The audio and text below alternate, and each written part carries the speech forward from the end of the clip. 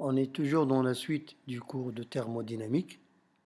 Cette partie du cours de thermodynamique concerne le chapitre 6 qui traite le cycle de Carnot et les différentes machines thermiques. Alors on va voir essentiellement la partie 2, diagramme de Ravo, qui sont en relation avec les machines thermiques. Comment on peut comprendre les machines thermiques à partir des diagrammes de Ravo. Je vais donner beaucoup de détails parce que ce diagramme est d'une grande importance pour distinguer entre les différentes machines thermiques. Bien sûr, c'est en se basant sur le premier et le deuxième principe de la thermodynamique qu'on va analyser les différentes possibilités des machines thermiques. Grâce au diagramme de Ravo qu'on va tracer et interpréter, on peut mener une étude détaillée sur les possibilités des machines thermiques.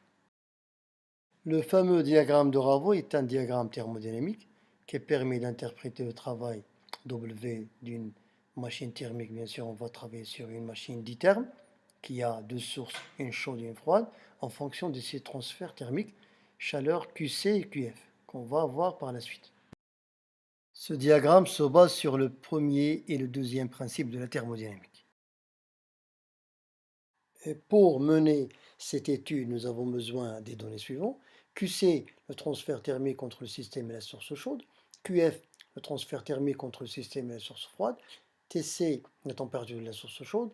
TF, la température de la source froide. Et le travail W. Alors QC est égal à Q1 parce qu'on a déjà vu dans le cours Q1. QF est égal à Q2, pareil pour le cours. Le schéma suivant nous permet de bien illustrer tout ça.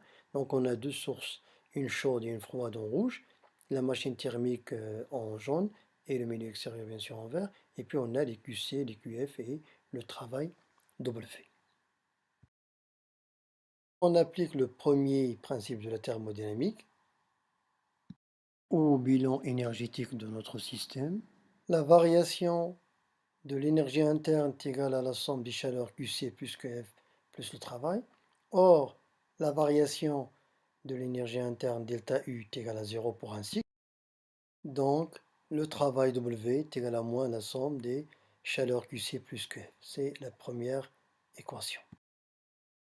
Pour ce qui concerne le deuxième principe de la thermodynamique, ou encore le bilan anthropique, on peut écrire la variation de l'entropie du cycle est égale à l'entropie changée avec le milieu extérieur plus l'entropie créée. Avec bien sûr delta S cycle est égal à 0 parce que l'entropie est une fonction d'état. S échangé est égal à QC sur TC à la frontière entre la chaleur chaude et le système, plus QF sur TF à la frontière entre le système et la source froide. S créé est toujours positif parce que sinon le système n'évolue pas.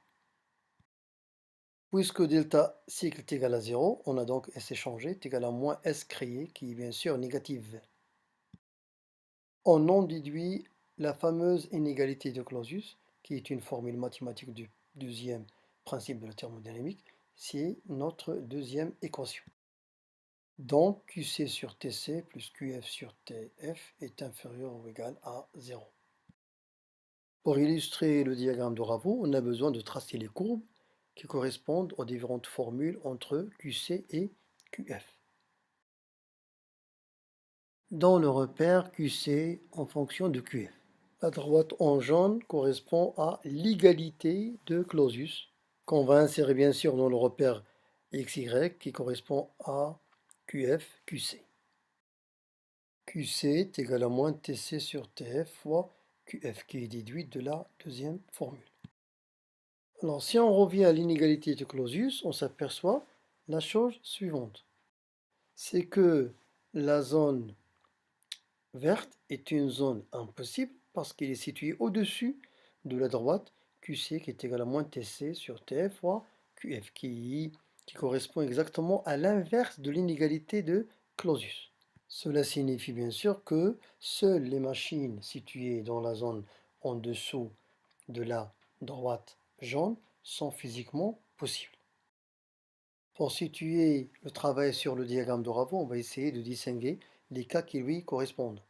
On a donc, d'après le premier principe de la thermodynamique ou le bilan énergétique, oméga est égal à moins QC plus QF. Cela donne trois cas pour le travail. Soit le travail W oméga, W est supérieur à 0 ou W inférieur à 0 ou W est égal à 0. Si le travail est positif, on a donc QC inférieur à moins QF. Si par contre le travail est négatif, on a QC est supérieur à moins QF. Toujours pour visualiser les différents cas du travail W dans le diagramme de Ravo.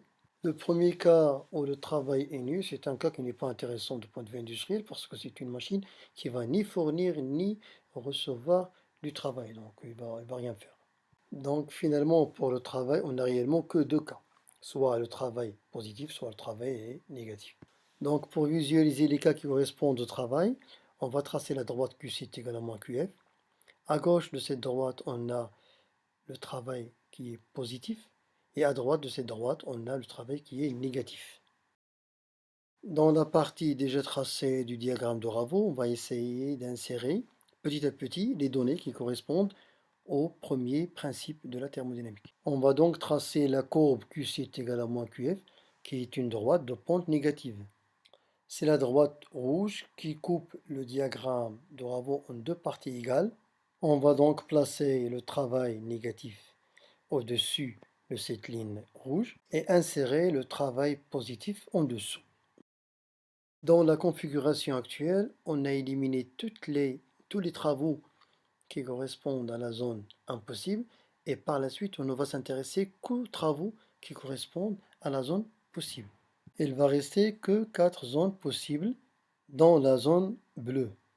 La zone 1, qui est la seule qui correspond à un travail négatif, et puis la zone 2, 3 et 4 qui sont des zones qui correspondent au travail positif. Donc on va éliminer la zone impossible verte.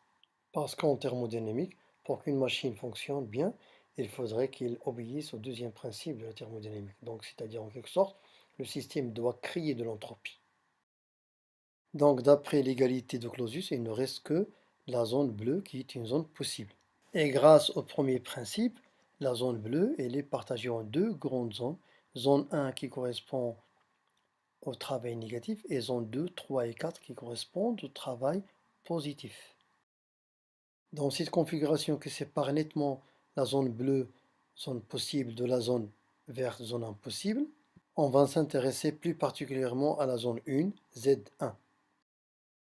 Par la suite, pour la lecture du diagramme de Ravo, on va s'intéresser aux signes du travail QC, QF pour chaque zone Z1, Z2, Z3 et Z4. Alors pour la zone Z1, c'est une zone qui est confinée entre la ligne jaune et la ligne rouge. La ligne jaune, bien sûr, elle correspond à la condition du deuxième principe et la ligne rouge correspond à la condition du premier principe. Vous voyez, confiné pour parler un peu le langage d'actualité de Corona. Pour cette zone Z1, on a un QC positif et un QF négatif. Voilà, donc jusque-là, on a compris comment tracer les différentes zones dans le diagramme de Ravo par rapport aux signes du travail, du QC et du QF. Et à partir de là, à partir de ce diapositive, on va comprendre, on va essayer d'interpréter physiquement et thermodynamiquement qu'est-ce qui se passe. Dans la configuration actuelle, on a W négatif et QC positif et QF négatif.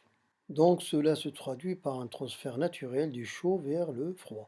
C'est-à-dire en quelque sorte, on a gagné de la chaleur chaude et on a perdu de la chaleur froide.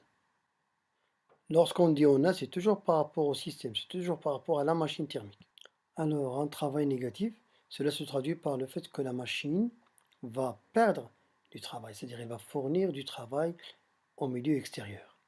Alors pour bien fixer les idées, je vais m'attarder un peu sur cette zone-là. Qu'est-ce qu'on voit sur cette configuration? On voit une machine qui va recevoir de la chaleur du thermostat chaud et qui va transférer vers le thermostat froid. On dit thermostat aux sources de chaleur, c'est la même chose. En quelque sorte, cette machine va pomper de l'énergie du thermostat chaud qu'il va redonner au thermostat froid. Et au passage, il va fournir un travail vers le milieu extérieur. C'est le sens naturel des choses. Cela d'ailleurs donnera moins d'énergie au thermostat froid car une grande partie de cette énergie va se transformer en travail. On dit alors que cette machine est une machine motrice, donc c'est un moteur C'est très intéressant du point de vue industriel. Si on s'intéresse à la zone 2, cette zone elle est caractérisée par un travail positif. Le traçage en blanc de cette zone nous montre qu'on a un travail positif et une chaleur QC positive et une chaleur QF négative. Au passage, on remarque qu'on a la même configuration de point de vue transfert de chaleur, il n'y a que le travail qui change par rapport à la zone 1. Alors, si on a la même configuration que la zone Z1, c'est-à-dire en quelque sorte une machine qui va faire le transfert du chaud vers le froid, et c'est un transfert qui se fait de manière naturelle, dans ce cas-là, la machine n'a pas besoin de recevoir du travail.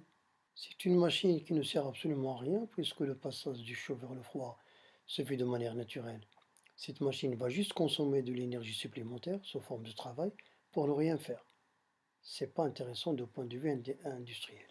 Généralement, quand on met un objet chaud à côté d'un objet froid, la chaleur va chauffer le côté froid.